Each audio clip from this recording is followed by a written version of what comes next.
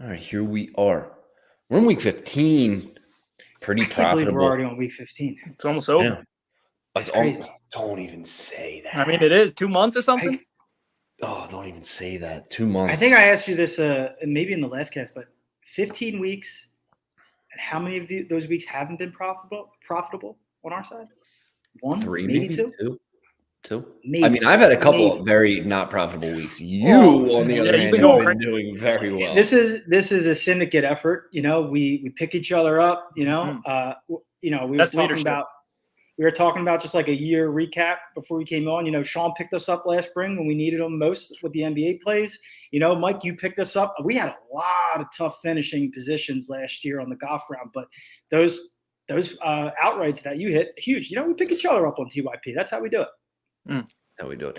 You've definitely been watching Eagles locker room interviews. And I know Jalen Hurts when I hear him, for sure. For sure. I'm drinking the Jalen Kool-Aid, man. Yeah, you guys know me. I'm first one in, last one out every day at TYP. You are. You've been doing some forensic accounting for us. I'm more of an aesthetics guy. I'm trying to put a little extra twinkle in the fans' eyes. I like that. Let's get into Saturday. We have to just say that the Colts and the Vikings are playing. I think the only people that really care about that game are their friends and family. Besides that, I have nothing to say about it. Yeah, I mean, the Vikings are trying to secure their division win and playoff spot. So, I mean, they are going to be motivated here, I think. But I think you're going to get a motivated Colts team after getting obliterated in the fourth quarter the last time we saw them, 33-0 by Dallas. So I think it's a pass. It's tough to get a read on this game. It's bittersweet NFL Saturday football because, I want the NFL on as many days of the week as possible. But then it's like I know we're getting close to that time.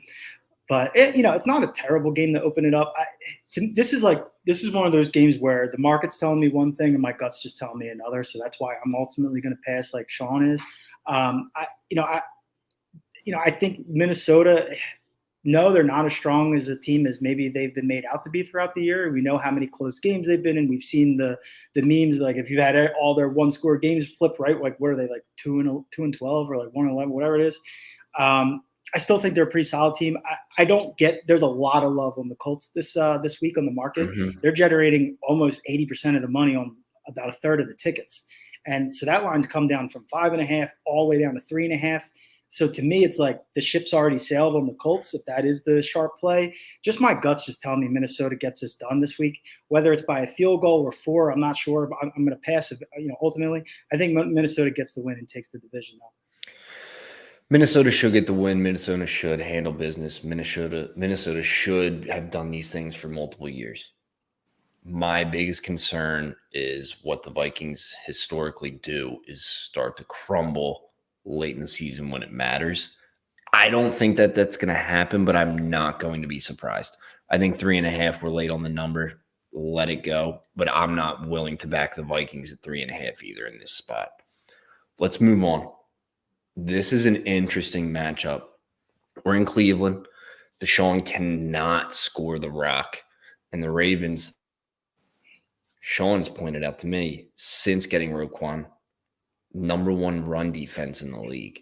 I think that has a little bit to do with their opponents, but I also think that he has made a big difference. So I think it's a combination of the two. Ravens getting 2.5 in Cleveland. What do you think, boys? The only way I can look in this game is the Ravens. I'm not looking to back Deshaun yet. I mean, first, I'm not looking to lay points with Deshaun, but I don't even know if I'm looking to back them at all as a dog on the road, home, wherever. I don't like what I've seen out of them offensively. I think it's a downgrade from the way Jacoby Brissett's played this year. I think he had a pretty good year, and Deshaun's just come in and, I mean, natural rust, but you're trying to win games. That's probably not going to happen with a rusty quarterback. The only way I can look is Baltimore here. Yeah, I mean, Huntley's really played well for Baltimore when he's had to step in. Like he's really filled in nicely for Jackson. The team plays well for him. I saw there was whether it was an article or tweet or something about the addition of Roquan Smith and really what that's done for that Baltimore run defense. Obviously, that's going to be huge against Cleveland, whose bread and butter is the run game, with a Rusty Watson and a Nick Chubb that's just been running, as well as anybody in the league this year. looks like there's a little bit of a sharp movement on Cleveland. To me, I think that's probably more at the 2.5 number than the 3 that you're looking at now, whether that's at even money or otherwise.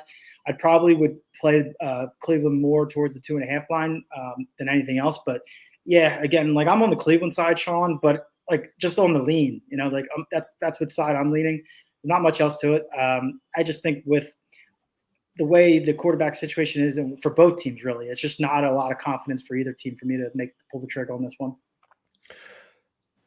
I like the Ravens. I like the Ravens just because they're not in a must-win situation, but every win that they can get, it makes them that much stronger going into the playoffs. I mean, they're very much still in the thick of things to come out of the AFC, in my opinion. If they can get right. I have a question, though, not about which side we're taking.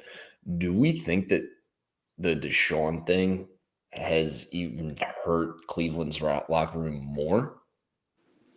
I mean, I think it's a possibility. They weren't winning games, but they were battling. Now, offensively, there's nothing. I mean, they've scored two two offensive touchdowns over the past 2 games, and they played the Texans in that mix too.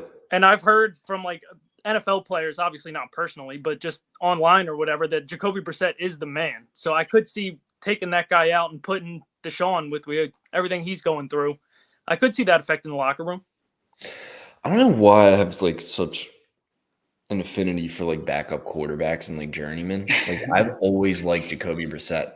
And it's like it has nothing to do with talent. It's like these dudes always lay it out there every start they get. And Jacoby Brissett has won games and multiple like organizations, and he still hasn't gotten the respect. Like the dude can win you football games if you have the right team around him. He's not a scrub. I lean the Ravens here. I just don't think the Browns feel anything about this season, and they're just trying to move on to the next one. That's my personal opinion, but it is a division rival, blah, blah, blah, blah, blah. I'm making an official play on the Ravens for sure at some point. Do we think that gets to 3? I mean, I definitely don't see that getting to 2. So I feel like I might sit in.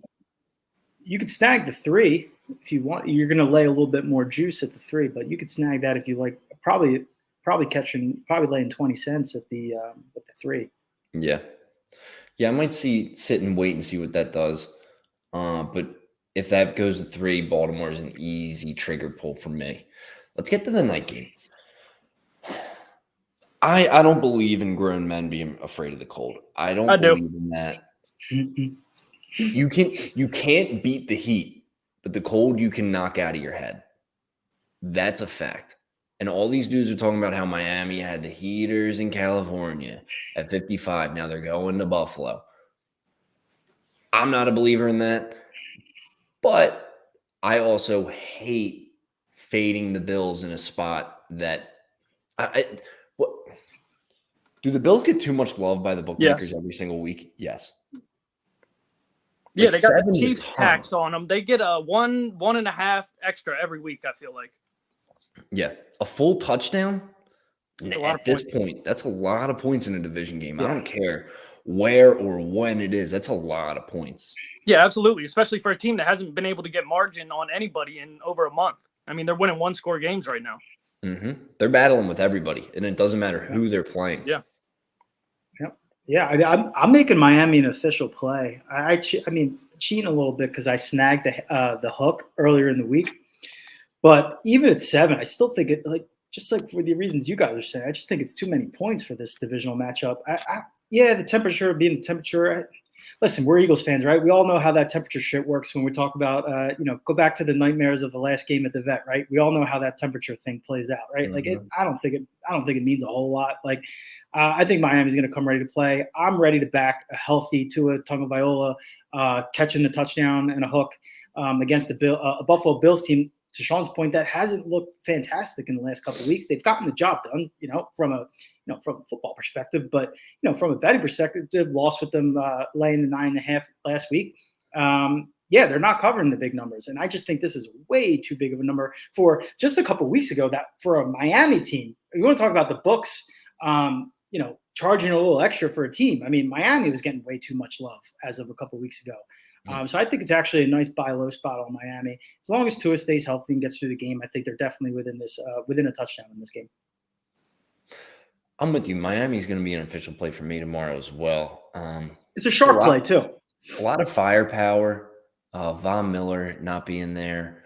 The Bills' defense bailed them out last week because the Bills very well could have lost that game in a game that they had no business not losing, but they should have covered the 10.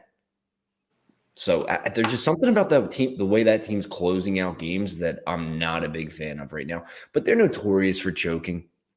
I don't know if it's just coming a little early, and I'm saying this as they're the 1 seed. So I don't know if I just sound fucking crazy or not. But like this team, I feel like isn't catching enough heat for the way that they've been playing. This isn't the same Bills team that we've seen the last couple of years. I mean, this isn't the same like machine that's just up and down the field. Like since that Vikings game was the first time I was really like, wow, the Bills might actually not be as good as we think. Letting the Vikings back in it. I mean, that was a that defense spot, I thought, for them.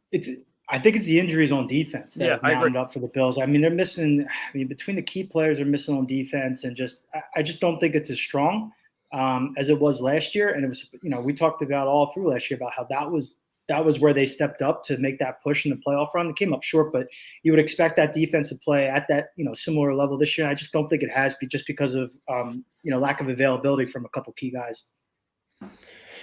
Yeah, no, I think a lot of things are going wrong for them, but they're still just finding a way to win. Well, they got a great quarterback. I mean, Josh Allen's no joke. No, he's no joke, but he does weird shit with the football. He does not take care of the football the way he should. All right, moving on. That's enough about them. We're going to Chicago real quick. 8.5. It's this one and the Cowboys game, both look ahead spots. That's a lot of points in the look ahead, but the Bears fucking suck. And talk about a team that really should be packing it in. It's supposed to be bad weather. What do you think? Yeah, I mean, this is a game I promise you I won't have a play in. I don't know if the Eagles care or if they're looking at Dallas, or, I mean, they can lose this game and still win the division in the 1 seed next week and all that. So I don't know if the Eagles care or not. This is going to be a complete pass for me. Yeah, it's just, I mean, I haven't laid any big numbers with the Birds all year. I've gone the other way, just for shits and giggles, but I have no business making a play on this game either. Listen, I think the Eagles are going to win this game. They should win it handily. Bears are a terrible team. Might see a couple, exciting plays out of fields, but otherwise, this is a good week to have the clicker ready to switch back and forth to the other games. Yeah, real quick, I would love to do the sharp, like, let's take the Bears here thing, but they're just so bad on both sides of the ball in the trenches that it's just, I mean, you're just fading the public at that point. There's no real football reason. I don't know if it's that sharp of an angle, Sean, because it's, I think it's pretty close on the split for the spread at least. And you would think there would be a sharper play on the Bears catching that many, but especially with the look ahead spot too. But I don't know, with the way the Birds have been playing, I'm done fading the Birds. I've paid enough money to see the Eagles cover in games where I was willing to pay to see them cover. I'm not willing to pay to see them cover 9 points against the Bears. For the general public of Philadelphia, the greater Philadelphia area, I will now carry that sword for us. I don't think that the Bears are going to cover, but I'm going to pay to see the Eagles win by 9. So one of us has to do it. And whether it hurts our wallets, whatever, it's just I'm going to pay to see them win by 9. I don't want to do it, but Rob, if you're not going to do it, one of us has to. That's going to be me. You can take this one. Let's go to Jacksonville. This is a team that just zigs and zags. Like 1 week they look great, 1 week they look terrible. I think we got the bad timing of things as Eagles fans where the Cowboys slipped up against the Texans, and then the Jags beat up on the Titans. So I don't think that happens again. But a 4-point spread, I think that's a slight overreaction. I would lean Cowboys in this one. There's no way that they're going to slip up 2 in a row leading up to the Eagles game. Because if they lose this one, next week doesn't even really matter. Exactly. And that I agree with you 100%. The Jags haven't been able to sustain any sort of win streak, or they win a game, they lose a game. They win a game, they lose a game. Like they can't handle winning, I guess. I'm not sure. And I just have a hard time seeing Dallas come in here and not caring. I mean, that game next week pretty much means nothing if they lose this game. I'm jagging off this week. I can't help it. Cheating a little bit again because I snagged 5.5 earlier in the week. So I like the way that's come down to 4.5, depending on where you're looking. Still think Jags are a sharp play. I get the angle about Cowboys had their scare last week, and now they're just not going to have a scare. They'll be more ready for Jacksonville. I don't know if I completely buy into that because it's definitely not a team that you're going to look past, right? Like the Texans, because Jacksonville at home, Trevor Lawrence has come on strong the second half of the year. Mm-hmm. They're playing well. Granted, to Sean's point, they haven't been able to sustain some of these things, but I mean, Christ, earlier in the year, we see them blow out the Colts 27-0, right? They blew out Tennessee a couple weeks ago, right? But then they lay their eggs, at the same time. That's the pros and cons of jagging off almost every week. So I like them this week. I like the 5.5. I just think that they're a strong enough team that they can put up a fight regardless of whether it's a letdown spot or the Cowboys. And I'm taking the 5.5 in Jacksonville. I'm not mad at you. I think you play. Is it biased? Yeah. Do I hate the Cowboys? Cowboys. I can't help betting a little bit of biases in there. We tried to figure out the Eagles thing by betting against them. That didn't work. I'll just still bet against the Cowboys. One thing I will say about the Cowboys in your favor, Rob, is that I think they did lose the right tackle last week, so they are down a lineman, I believe. I forget Armstead. I forget his name. Yeah, their starting right tackle is out for the year. That's not good when you have to go play the team that has the most sacks as a team by a lot. Oh, yeah. Well, yeah. Are we gonna touch on the Micah Parsons, Jalen Hurts conversation, or is it not? He's a hater. You know what? I think this really boils down to the Cowboys do this every year. They're in the mix. Every year they're in the mix. They start talking a little too early, and they start giving really good teams more fuel to hate them. They do it every year. And it all comes from guys that have actually, when you really think about it, have never done anything in their NFL career. Statistically, yeah, he's an animal. I think he's a top 3 defensive player in the NFL. He's a freak. But maturity and knowing just when to keep your mouth shut. But that's also just like a cultural front office, back office accountant thing in Dallas. They just can't help themselves, and they always start talking shit at the wrong time. Why would you start give the Eagles more fuel going into that game when they can pretty much seal up the 1 seed, the division, everything? When they go into your house on Christmas Eve, what are you doing? I'll just say this. Listen, is Jalen Hurts a system quarterback? Well, the Eagles just built the entire offensive system around him. So right, he is the system. He's the system. The entire offense is built around him. So, I mean, forget the talking and whether it's right to comment whatever opinions. I don't give a shit. He can say whatever he wants. It's just wrong. It's actually coming from a football guy, fellow Penn Stater nonetheless. I would expect more from Micah Parsons. I'm a little disappointed. But you know what? It is what it is. He'll get his on Christmas Eve. It's also pretty bold for him to talk about that when they literally attacked you the entire game, and the only time you showed any signs of a pulse is when Lane Johnson got a concussion. Yeah, I mean, they had him. They had him doing dances, spinning around, not knowing. Yeah. And I mean, I might be talking out of pocket because I'm just a guy that talks about betting sports, but that's exactly what the fuck I saw that football game. Yeah, absolutely. They were reading him all day. Have a game plan. Yeah. They're gonna have a game plan from him. You attack him the same way you did until you figure out how to stop it. Just with a wrinkle. With a wrinkle, they're going to come. They're going to show him the same thing, and they're going.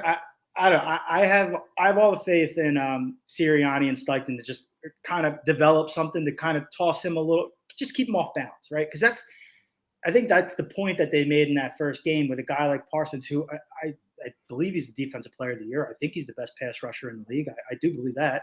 But with a guy like that, you can't let him go downhill, right? He can't be at full speed. So making him make decisions in space and time and what assignment to cover, that's how you counter a guy like that. And I expect them to do more of that. I don't want to get ahead of ourselves now, but that's what they'll have a plan for Parsons again. I think Nick Bosa made a pretty strong point last night that he might be the best pass rusher, and I think he should be in the conversation for Defensive Player of the Year. That's just my opinion. He definitely showed who the alpha male is in that family when they're having holiday dinners.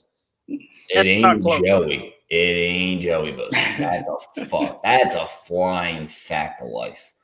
All right, I'm done talking about the Cowboys. This is a weird one. We're in New York. I really still want to back the Jets. Getting one at home against a very hot Lions team. Because it wasn't going to be Mike White or Zach Wilson that wins them this football game. It's going to be the defense. And the only way to counteract a good offense is a great defense. And that defense has been playing well all season. I still like the Jets, boys. Yeah, I like the Jets as well. I mean, the Lions are a different team at home. They've had a couple games in a row at home now, and everyone starts to see how great their offense is at home, and everyone loves it and all that. I mean, that shit isn't – they took that shit to New England and didn't score at all. There's been a couple games on the road where they have just fallen flat on their face offensively on the road. The Jets defense is awesome, man. They stand up every week at home with now what seems like their backup quarterback and Zach Wilson starting. I think they're going to have a strong statement here.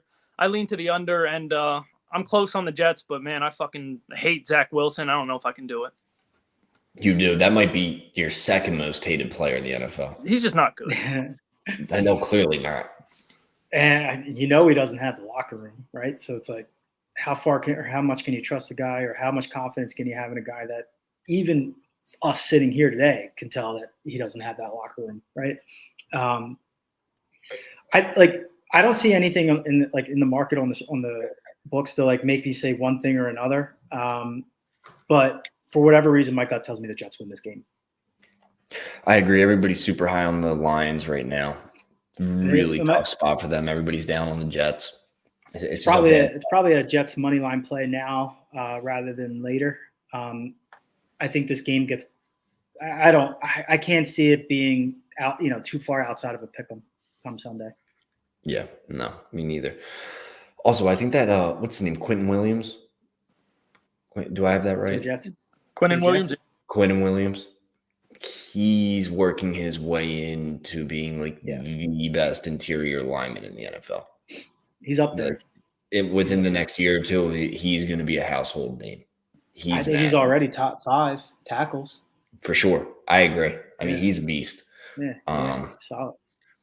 Chiefs, Texans, do we have to? I think we leave it alone. Yeah, I got nothing. All right, leave it alone. You can't back the Texans after they just laid it all out on the line last week. I know. And they're getting a lot of sharp love, but it's week 15, and I don't know. There's only so many ugly numbers. And they've played the last 2 games very tough. They should have covered against the Browns. They didn't give the Browns an offensive touchdown. And then they covered last week, almost won the game outright. I think that's about all they got for the season. I think that was everything they had. And with everything you have 2 weeks in a row, Vegas is still giving you 14 points. That tells me a lot. And because the Chiefs need to really get things going here. And catching a lot of the money, though, boys. A lot of that. There's a 50, I'm not betting the Chiefs. Chiefs. I don't know that the Chiefs care to beat them by 17. No, I'm not betting them either. I think the Chiefs come out and do what they did last week. Bully early. Just let them, because the defense isn't that strong. Let them back into the game and backdoor cover. But there's going to be that's the thing, though, Mike. There's no back into the game for Houston, because I've been on the Houston side a couple times this year where it's as soon as it goes, it's gone. It's not coming back. There's no offense. You either maintain pace and stay in the game like they were last week against Cowboys, or you don't, or they go down 10-0. Forget it. They're not coming back. So it's either you are scrappy for the whole game and you keep it a game the whole time, or if it gets out of hand, as soon as it gets out of hand early, it's done. There's no witching. You're not getting witched with the Houston Texans. Fair enough. That's fair. You're right. I could care less about that game, so I don't even want to think about putting my money on it. Steelers, Panthers, this is another one I really don't care about, and I really don't know what to say. If you guys have anything to add. I'll tell you this. You got a 50-50 ticket count and a ton of money coming on a TBD starting for Pittsburgh. So that shows you the faith that the market has in Carolina at home right now. Yeah. Sam Darnold. Yeah. Yeah, I mean, I don't blame them. Yeah. They could put Sean out there, and I'd be like, maybe. Yeah. It might be worth a dart. Yeah, I mean, I lean to the Steelers here. I was reading up on this a little bit. I saw they're giving Mason Rudolph first-team snaps this week at practice along with Mitch Trubisky, and I just want no parts of that. I can't have Mitch looking over his shoulder or getting pulled, and now I'm stuck with Mason Rudolph. I wanted the Steelers here, but it's got to be a pass for me. Yeah, it should be a pass for everybody. And this is such a buy high number on the Panthers, buy low on the Steelers. I think the Steelers probably win that game, but like I don't trust Mason Rudolph if that's what we're rolling out. So that's a pass. Let's go to Atlanta or New Orleans. I'm sorry. Do we care? You guys can go to New Orleans. I'm staying right here. Yeah. All right, pass on that. We talked about it earlier. Birds need them to lose. Everybody loves Falcons as a dog. With a rookie quarterback who never played yet. They're going off Cincinnati's numbers, and he's going to get steamrolled by New Orleans. This will be the one that they catch somebody. We're in Vegas with the Patriots. Do we care? This Raiders team is my kryptonite. I want them, but there's too much money there. I'm staying away. And the Patriots are not good. They're just flat out not good. I just don't think they're a good football team. Their offense is hard to watch. There's no rhythm. There's no playmakers. If we can't run the ball, we suck. Yeah. I mean, yeah, because it's Sean's thoughts on the New England offense, exactly right, combined with the fact that the Raiders are just, God, I feel like it's every week, just like Sean said, it's whether they're like the Cardinals last year, where when we're with them, they're dogging us, or when we're fading them, they're dogging us. I don't know. I don't know if I have it in me to back the Raiders again. They are getting some sharp love, it looks like, but with the 1.5 at home, I don't know. Two bad teams. I'm not sure if I have that much of an appetite for that one. To me, Vegas is telling me all we need to know about it. With the Raiders being favorites, Patriots stink. They're in a must-win situation, being dogs. I want to back the Raiders in this. It's actually kind of surprising. If you think about the way that Jacobs has been running and the way that Carr and Adams have been hooking up throughout the year, like to see it only at 1.5 gives me even more like, why is that? Why is it only there? This is a team though that did just lose to Baker Mayfield off 2 days of being on a team, and lost to Jeff Saturday within the same week of getting hired. Yeah, but this is exactly when they go nuts. So if you look at those numbers, those numbers. No, I agree. I'm just saying that's why the line, I think, is what it is. So the issue with the Raiders is all of their season stats for all their players are so skewed, because you have half the season nobody's doing anything, and then half the season they're all putting up like career numbers. So they're so wanky where it's like 1 week they're firing on all cylinders, and then the next week they can't get the best wide receiver in football off bubble screen. They're a joke. But to me, that number, them just being favorites at all, I'm going to take the Raiders in that game. Broncos, Cardinals, I know nobody really cares. I'm ready to back the Broncos without Russell Wilson. And I'm with you. Care who is throwing the rock. I think the game the boys get energized for. Oh, we don't have to play for fucking Russell Wilson today. Let's actually go win a ball game today. And the Cardinals, I think the Cardinals are dead. Oh, the Cardinals been like, dead. What are we doing? And they're that might be an official play for me for Denver come Sunday. I like that. I mean, the Colt McCoy and Brett Ripon Bowl. Yeah, I won't be turning it on. I'll tell you that. Yeah, that's something you look at. That's one of those you put it in. Yeah, right. Yeah, you see it. Yeah. Check it 3 hours later on. 7:30. You're like, 9-7. It's better for your health. Yeah, for sure. In Tampa, weird spot for me, because this game doesn't really matter that much to the Bengals, and they're due for a loss, and the Bucks need it. There's a lot of counter arguments for both sides, in my opinion. What do you think? I think the Bengals need this game if they want the 1 seed or the division. They play the Bills later in the year. They have no time to lose games to a team that can't score at all. I'm also not looking to bet against the Bucks at 3.5 right now. I mean, the whole world's down on them. Everyone just watched them get the shit kicked out of them for 60 minutes last week. I mean, that game was over in 10 minutes. So, I mean, I got nothing there. I mean, I think there's a sharp play on the Bucks at the 3.5. I wouldn't take it. I wouldn't play it any less than that. I would take the hook if anything. But right now, just a strong lean. I mean, this Buck, like Sean mentioned, this Bucks team is bad. Like they're can't bad. Score. This offense is bad. Like this has to be like. Bad.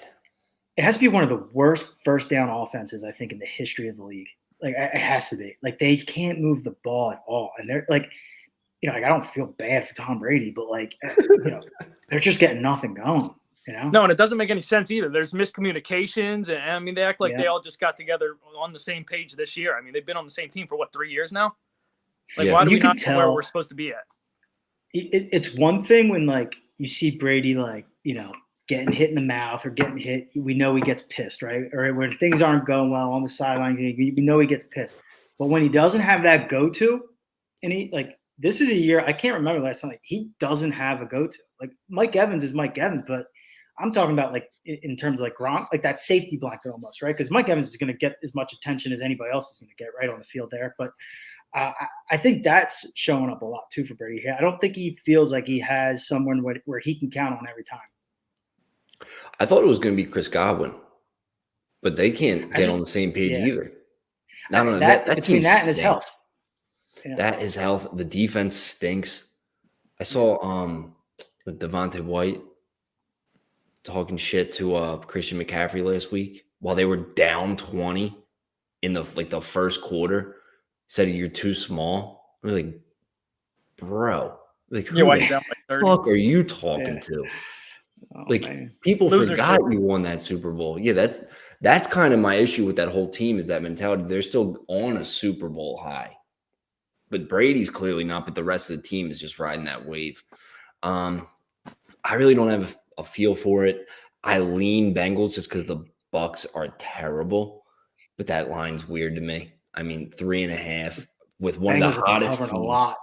They've been covered a lot lately. Bengals been beating the shit out of people. And the Bengals have been beating the hell out of people, and the Bucks have been getting kicked around the NFL. That line's a little fishy to me. I mean, last night, though, think about last night, same thing.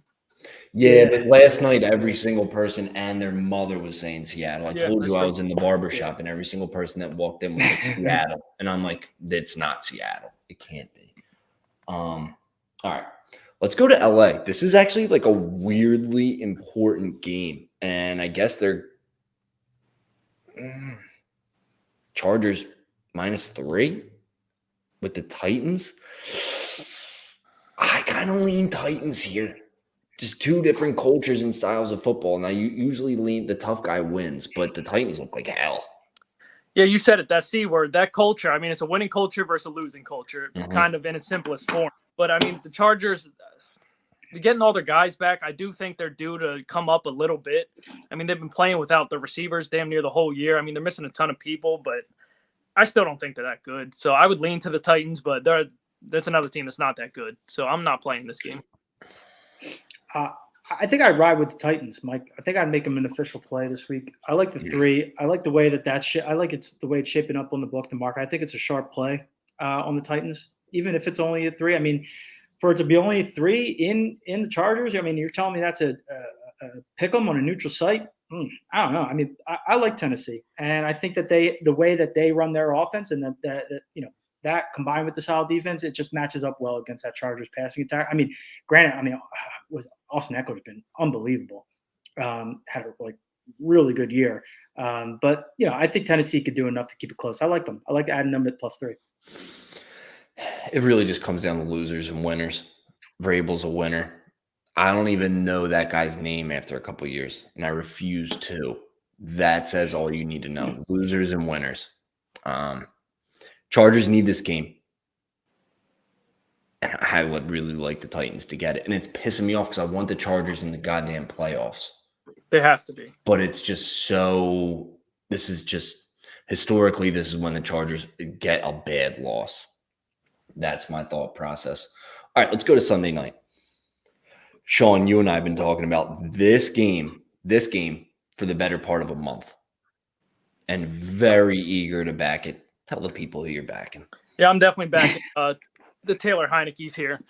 I mean, they're getting Chase Young back. Well, they should get Chase Young back to add to an already deep defensive line. I mean, the Giants' offensive line has been horrible for about a month. Terrible. 2 weeks ago, they played the Giants, had a bye. Now they play the Giants again. They've been thinking about the Giants for 3 straight weeks. The Giants are traveling here, playing them, and they were all over the place, just getting their ass kicked all over the place. I love Washington here. I'll lay the 5. I'll lay 6. I'll lay up to a touchdown. Giants looking like a huge liability for the book this week. So Give me that. Give me that. Vegas is room for what? Let's go. Yeah, I like that a lot now. Looking at that, I like the contrarian play. You're fighting Taylor Heineke's. I know that's your boy, Mike. I like that. I have an official play on the total. I'm going under again in this matchup. We barely squeaked out the under with the tie a couple weeks ago. I'm going to go back to the well there. Under 40.5, I have locked in for this game already as an official play. And I'm probably going to ride with you on Washington. I mean, the 5, it's a lot. Well, I think the one thing that is like to your point to that side on Washington, to see as much money and tickets coming in on the Giants and to have that line move from 4.5 to 5, I think that tells you what you need. Says everything you need to know. I'm as bold. I'm ready to do this. I'm ready to make an official play on every single Giants offensive player under receiving, rushing yards, Daniel Jones throw pick. Every freaking player on that Washington D line to get a sack. Like that is you're starting to see the Giants for real. Yeah. They squeaked out a bunch of wins, and that's a major step forward for them.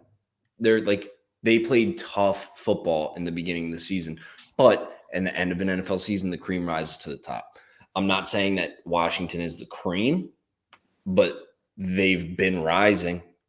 More like the rock sink to the bottom. Yeah, we'll use that analogy, the rock sink. Yeah. So give me Washington coming off of a bad tie, off a bye, and getting their best player back on an already dangerous defensive line. That Washington defense is starting to look like what people thought it was last year. Remember? Like 2 years ago in the wild card, that defense was for real. That D-line's looking like it's starting to get its energy back, and then you plug in the spark plug. And yeah, I mean, the Giants can't score. I mean, they've been playing without one single NFL receiver all year. Like, they don't have a receiver. They can't score. If they can't run the ball, they can't score. And Saquon's been a little banged up, nicked up. Their offensive line's banged up. They can't do anything.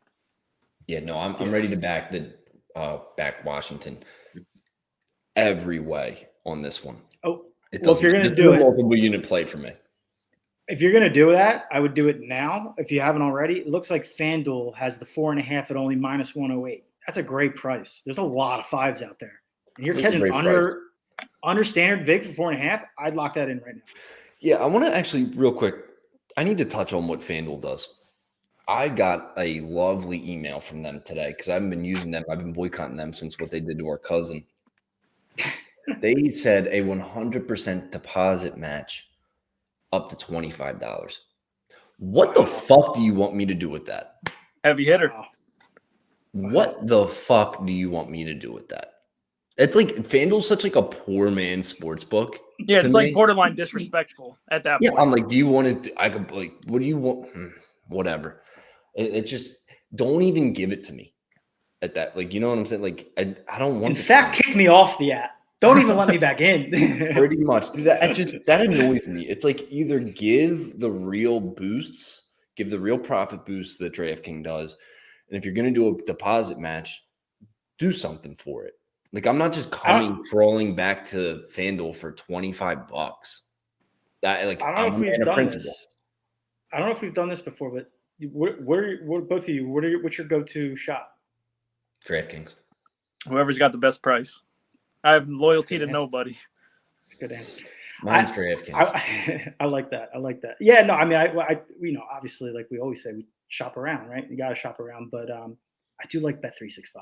Bet365 solid, and I hope they're not listening. I would venture a guess to say that they're not, but I find that usually 365 is a little slower to change the lines than FanDuel and DraftKings. So, yeah, FanDuel's pretty good, I think. I think FanDuel might be the sharpest with their numbers because they go out on a limb, like you're saying right now. Like they don't use, I guess, the same. Rob, what would you call it? Odds maker as all the other ones, because all the other ones are pretty in line with one another. I think they do. I mean, there's only one official odds provider. Oh, but they paid for the cheapest service and they get the slowest update. Oh, I got you. Or that. No, I mean, you can only get one official odds. The NFL's only give you one official, but it is interesting to see how there could still be that variance. But that's, to Sean's point, that's why you have multiple books, and that's why you shop, because like there's been plenty of times where there's, I mean, a half a point or even a point. I mean, I've stole a point off of 365 like in this year alone. Like, I mean, it could be huge, you know. No, I'm with you. Actually, it's funny because I was going back through our plays. We were looking at we're recapping the NFL plays for the year, and it was the first Jets Patriots game was at week 3, right? Like Sean's on the line at 2.5, and you have the 3. The Patriots win by 3, and that's a push for you, a win for Sean. Like that was half a point, and that's 2 different books, right? Again, half a point. It's a difference between a push, which isn't terrible, and winning a bet. And a lot of times that's the difference between winners and losers. Yeah. And over the course of a year, over the course of a decade, that's a lot. That's where it really matters. Yeah, exactly. It really makes a difference. Yeah. All right. Let's get to. Oh God, I don't even. Monday night. I think we ended on this note. we just gave everyone a lesson. Dude, Packers hosting the Rams. Who gives a shit? By that time, we were already worried about last-minute Christmas gifts, and you're probably already filled up from Saturday and Sunday. Yeah, I mean, that's a tough one. Monday night. Poor Joe and Troy, man. They've really taken a step. They've had a tough year. Yeah. All right. Yeah, I don't care. We'll have all the official plays out. We'll put them out tomorrow. We'll put them out on Sunday. Everybody stay tuned. Shop around. Listen to Rob. Listen to Sean. Shop around. Don't be like Mike. All right, everyone. Have a nice weekend.